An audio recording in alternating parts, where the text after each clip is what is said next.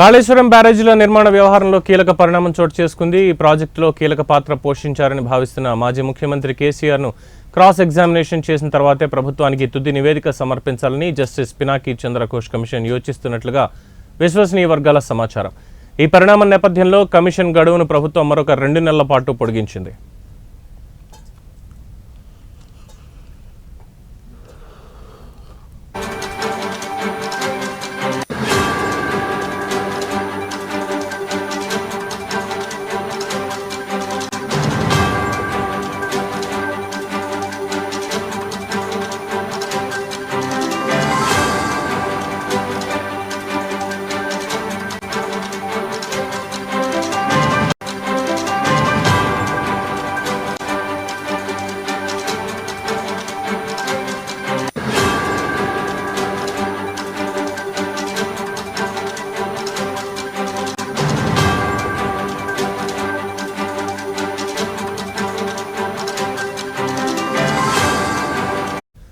వాస్తవానికి షెడ్యూల్ ప్రకారం justice Ghosh commission గడువు ఈ నెలాఖరుతో ముగియాల్సి ఉంది. మాజీ సీఎం కేసీఆర్తో పాటు గత ప్రభుత్వంలో మంత్రులుగా పనిచేసిన హరీష్ రావు, ఈటెల రాజేందర్లను విచారించకుండానే కమిషన్కు అందిన పత్రాల ఆధారంగా వారి పాత్రను అంచనా వేసి వారం రోజుల్లో నివేదిక ఇవ్వాలని కమిషన్ మొదట భావించినట్లుగా సమాచారం.